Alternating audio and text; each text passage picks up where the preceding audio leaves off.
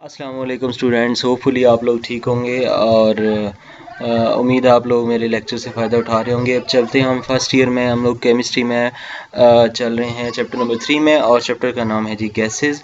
हम लोग चैप्टर के स्टार्ट पे आइडियल गैस इक्वेशन से पहले मतलब कि हम गैसेस, लिक्विड्स और सॉलिड्स की तमाम प्रॉपर्टीज़ को डिस्कस कर चुके हैं।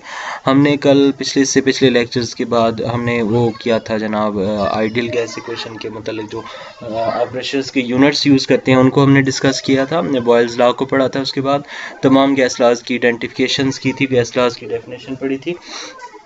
अब चूंकि हम बॉयल्स लॉ और उसकी ग्राफिकल रिप्रेजेंटेशन को बड़ी ही तफसील के साथ पढ़ चुके हैं, अब आज हमारा टॉपिक है जी चार्ल्स लॉ। सो स्टूडेंट्स, याद होगा आपको कि हमने ये बात भी डिस्कस की थी कि जब हम गैस लॉज को पढ़ेंगे हम 4 चीज़ों को डिस्कस करने वाले हैं जी। ठीक है, कौन कौन सी 4 चीज़ें जी? एक तो है जी number of moles of the gas, एक तो है जी temperature of the gas, number 3 पे है जी pressure of the gas, and then number of moles of the gas, यानी कि एक T यानी टेम्परेचर, एक P यानी कि प्रेशर, एक V यानी कि वॉल्यूम, और एक N यानी नंबर ऑफ मोल्स। ये तमाम चीज़ें हम लेके चलने वाले हैं। सो याद आपने ये रखना है कि हर गैस लॉ के अंदर जब आप डिफ़ाइन करेंगे तो आप 4 चीज़ों में से एक चीज़ को छोड़ देंगे, स्किप कर देंगे, एक को कांस्टेंट कर देंगे, और 2 चीज़ों जो बच जाएंगी उनके दरमियान रिलेशन को एक्सप्लेन करेंगे। ठीक हो गया? ये आपके पास एक टेक्निक मैंने आपको बता दी कि जब भी आप किसी भी गैस लॉ को डिफ़ाइन करेंगे आप क्या करेंगे, आप उनमें से जो आपका एक गैस लॉ है बॉयल्स लॉ, उसको हमने पढ़ लिया। अब दूसरा हमारा चार्ल्स लॉ है, तो अब गैस लॉ को पढ़ते हुए आपने करना क्या है, 4 में से 3 चीज़ें आपने डेफिनेशन में यूज़ करनी है, एक को छोड़ देना। जो 3 चीज़ें आप डेफिनेशन में यूज़ करने वाले हैं उनमें से एक को आपने कांस्टेंट बोलना है और 2 का रिलेशन बताना है। जैसे अभी यहाँ पे हम देखें इसकी डेफिनेशन, ऊपर वाली डेफिनेशन में, Charles law, this law stated that the volume of the given mass of the gas at constant pressure is directly proportional to the absolute temperature. यानी अब इसमें आपको पता चल गया कि प्रेशर आपने कांस्टेंट रखना है, प्रेशर आपने कांस्टेंट वैल्यू लेनी है। बाकी जो 2 चीज़ें हम रिलेशन में लिखने वाले हैं वो हैं जी आपका वॉल्यूम एंड टेम्परेचर। बड़ी आसान सी एग्जांपल है ये, तो चार्ल्स लॉ आप नॉर्मल ज़िंदगी में भी यूज़ करते हैं। आपको पता है चाय बनाते वक्त, पानी को बॉयल करते वक्त, आपको पता है जब टेम्परेचर हद से ज़्यादा बढ़ जाता है तो वो कोई भी गिवन सब्सटेंस जो है फैल जाता है। गर्मियों में अक्सर आप देखते हैं कि जो आपके कोई भी सब्सटेंसेस होते हैं वो हीट ज़्यादा मिलने की वजह से फैल जाते हैं। यहाँ पे भी ऐसा ही है जनाब कि आपका ज़्यादा हो जाता है, टेम्परेचर ज़्यादा करने की वजह से वॉल्यूम चीज़ों का बढ़ जाता है। Charles' law is a special case of the ideal gas law. It states that the volume of the fixed mass of the gas is directly proportional to the temperature. This law is applied to the ideal gas held at the constant pressure, where only the volume and temperature are also allowed to change. ठीक है जी, यानी pressure और volume, pressure तो constant रहेगा but जो volume और temperature की values है उनको आप चेंज कर सकते हैं। अब इसकी एग्जांपल, सादा सी एग्जांपल लेते हैं जो इस लॉ की वजह भी बनी। ठीक है जी, one easy example of the Charles law is the helium balloon. आपको पता है जो गैसी गुब्बारे होते हैं जिनमें हवा भरी जाती है और वो उड़ जाती हैं हवा में, उनमें हीलियम गैस होती है। तो आप उसको एक वार्म कुछ गुब्बारे लेके उनमें हीलियम की गैस भर के उनको एक गर्म रूम में रखें जहाँ पे टेम्परेचर ज़्यादा है, और एक कोल्ड रूम यानी ठंडे रूम में रखें जहाँ पे टेम्परेचर कम है। तो आप ऑब्जर्व करेंगे कि जो ठंडे रूम में रखे गए बैलून्स हैं उनका जो वॉल्यूम है वो कम हो जाएगा, वो श्रिंक हो जाएंगे, और जो गर्म रूम में रखे गए गुब्बारे हैं वो मज़ीद फैलेंगे। ठीक है जी, सो ये आपने इलस्ट्रेशन ऑफ चार्ल्स लॉ पढ़नी है। यहाँ पे इलस्ट्रेशन का मतलब है कि आप इल्यूजन्स क्रिएट करते हैं। तो आपके सामने एक एग्जांपल है कि जब -196 डिग्री सेंटीग्रेड जब वॉल्यूम डिक्रीज़, टेम्परेचर डिक्रीज़ होगा, सो आप गैस का जो गुब्बारा है उसका वॉल्यूम भी डिक्रीज़ हो जाएगा। Uses of Charles law. Charles law experimental gas law है, ठीक है। Describe how the gases tends to expand when heated. However, if the container is flexible, अगर आपका कंटेनर फ्लेक्सिबल है, जैसे गुब्बारा फ्लेक्सिबल होता है, हवा मज़ीद भरी जाए तो वो मज़ीद फैलता है, like a balloon, and the pressure will be remain to same while allowing the volume of the gas increase. Charles law operators can be use to demonstrate the thermal expansion of the gases. जी, अब हम इसकी mathematical form पढ़ते हैं कि mathematically आप Charles law को किस तरह से एक्सप्लेन करते हैं। देखें जी, हमने बोला कि टेम्परेचर और वॉल्यूम के दरमियान रिलेशन होगा। ठीक है जी, तो सबसे पहले हमने ये बता दिया कि Charles law volume volume and temperature are proportional, मतलब कि आप जब प्रेशर को कांस्टेंट रखते हैं, नंबर ऑफ मोल्स को छोड़ देते हैं, तो volume is directly proportional to the absolute temperature of the gas. तो ये जो बी हमने दरमियान में लिखा ये कांस्टेंट है, यानी V directly proportional to T जब लिखा तो जो बराबर और कांस्टेंट लगाते हैं ना, तो हमने बराबर लगाया, ये बराबर का निशान, मसवात का, इक्वल का साइन, और ये जनाब हमने बी यानी कि एक कांस्टेंट ऐड कर दिया।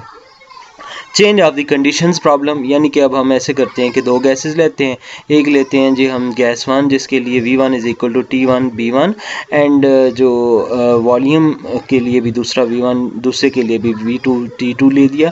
अब जो दोनों का कंपैरिजन करते हैं तो आपके पास V1 T1 over T1 is equal to V2 over T2, या आप T1 over V1 is equal to T2 over V2 भी लिख सकते हैं।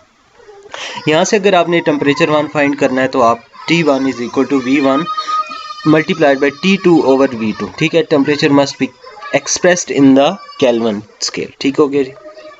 अब ये अपने स्टूडेंट्स ध्यान में रखना है कि जब भी आप करेंगे चार्ल्स लॉ को एक्सप्लेन, सो चार्ल्स लॉ को एक्सप्लेन करते हुए जनाब आपने जो टेम्परेचर, तो स्टूडेंट्स हम लोग बात कर रहे थे चार्ल्स लॉ से रिलेटेड, तो हमने ये बात डिस्कस की कि आपके पास जब एक गैस ली जाती है, number of volumes, number of moles लिए जाता है, तो वॉल्यूम और टेम्परेचर का जो रिलेशन है उसको देखा जाता है, ठीक है जी। वॉल्यूम का टेम्परेचर के साथ डायरेक्ट रिलेशन होता है। अब हम एक प्रोपोर्शनल के साइन को हटाते हैं और वहाँ पे हम एक कांस्टेंट ऐड करते हैं। वो कांस्टेंट अब बुक में आपकी के लिखा हुआ है, कोई भी आप यूज़ कर सकते हैं, यहाँ में मैंने उस कांस्टेंट को बी यूज़ किया है, सो कोई फ़र्क नहीं पड़ता कि आप कौन सा कांस्टेंट यूज़ कर रहे हैं, आपके पास ये फाइनल रिलेशन आ जाएगा।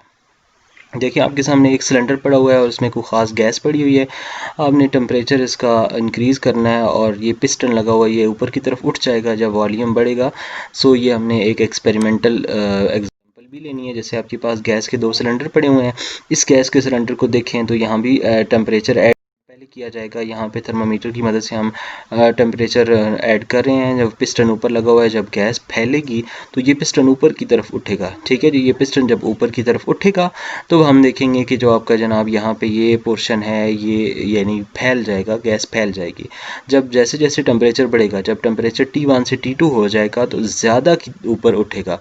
ये ज़्यादा ऊपर उठेगा तो ये जो आपके पास गैस है ना, ये ज़्यादा फैलेगी। और ये थर्मामीटर से भी आप देख सकते हैं कि आपके पास जो वैल्यू है वो यानी कि जो आपकी कैलकुलेशन है, मेजरमेंट है टेम्परेचर की, वो भी ज़्यादा हो जाएगी।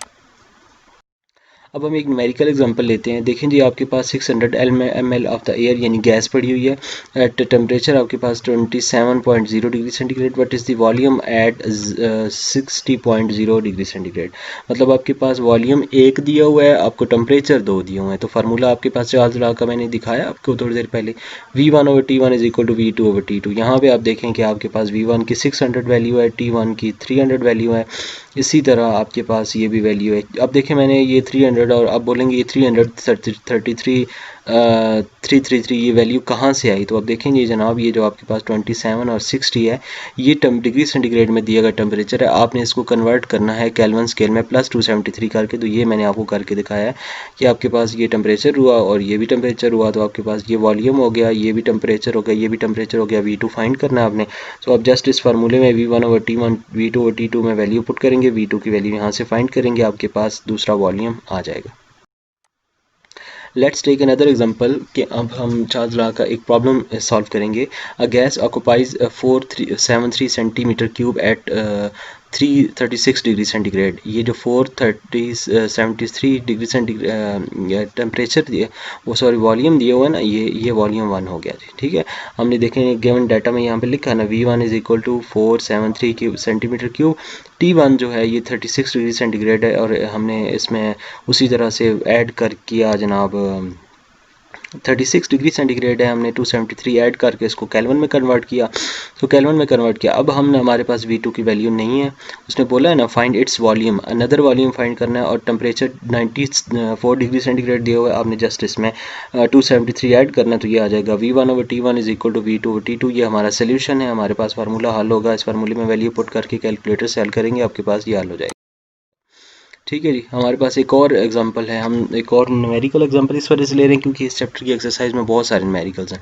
तमाम न्यूमेरिकल्स को आप इसी तरह से सॉल्व करेंगे। A balloon is a inflated to 3 litre, मतलब 3 लीटर यहाँ पे लिया हुआ है, वॉल्यूम में लीटर के हिसाब से लिया हुआ है, ठीक है।